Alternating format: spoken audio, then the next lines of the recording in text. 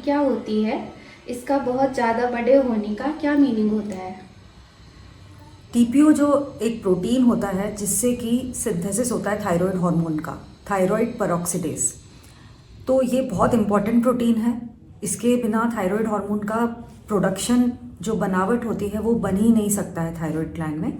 इसके खिलाफ एंटीबॉडी बनती है अगर शरीर में, उसका नाम होता है एंटी टीपीओ एंटीबॉडी, मतलब एंटी थायराइड पेरोक्सिडेज एंटीबॉडी। तो इसका जो टेस्ट होता है वो बहुत इंपॉर्टेंट टेस्ट होता है जिसे हर हाइपोथायराइड पेशेंट में कराया जाता है। इसका मीनिंग ये होता है अगर ये बहुत ज़्यादा बड़ी होती है, पॉजिटिव होना और बहुत ज़्यादा बड़े होना एक्चुअली एक ही कैटेगरी होती है, पर अगर बहुत ज़्यादा बड़ी होती है तो इसमें कुछ सावधानियां बरतनी होती हैं पेशेंट्स को। और इसका पॉजिटिव होने का मीनिंग ये होता है कि ये हैशीमोटो थायराइडाइटिस दर्शाता है। इसमें ऑटो इम्यून थायराइडाइटिस भी इसको बोलते हैं, जिनमें मोस्ट ऑफ द केसेस में हाइपोथायराइडिज्म होता है। इसके अंदर आपको सावधानी ये बरतनी है कि बहुत अच्छी मॉनिटरिंग और ट्रीटमेंट और फॉलोअप ज़रूरी है इसके अंदर, क्योंकि इसका रिलेशन जो है अदर ऑटो इम्यून डिजीज़ेस के साथ भी होता है। साथ ही बहुत सारे metabolic complications, cardio metabolic risk factor बढ़ जाना, स्पेशली प्रेग्नेंट वीमेन में जो प्रेगनेंसी का आउटकम्स है उसमें भी कुछ कॉम्प्लिकेशंस देखे गए हैं जिसके बहुत ज़्यादा थायराइड एंटीबॉडीज़ बढ़ी रहती हैं। तो प्रेगनेंसी में और ज़्यादा केयरफुल रहना है इसमें। जिनका प्रेगनेंसी प्लान कर रहे हैं प्री कंसेप्शन, उनको भी एक फर्टिलिटी में प्रॉब्लम देखी गई है अगर टीपीओ बहुत ज़्यादा पॉजिटिव है एंटीबॉडीज़।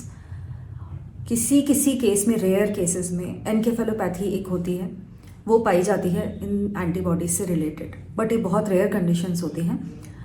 आमतौर पर अगर ये एंटीबॉडीज़ आपकी बढ़ी हुई हैं तो थायराइड होने का, मतलब हाइपोथायराइडिज्म होने का चांस ज़्यादा होता है।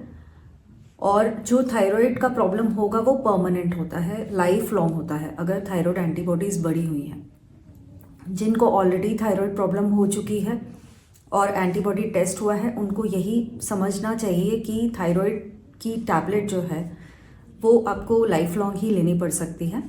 और इतना ही नहीं, एक बहुत ज़्यादा केयरफुल रहना है बाकी चीज़ों को लेके, जैसे कि लाइफस्टाइल होती है, और healthy lifestyle, nutrition, exercise, healthy weight अगर आप मेंटेन करते हो तो जो कार्डियोमेटाबॉलिक रिस्क फैक्टर्स और इन्फ्लेमेटरी एक ओवरऑल कंडीशन और ऑटो इम्यून डिजीजेस का इसका जो एसोसिएशन है वो असर नहीं करेगा बॉडी पर।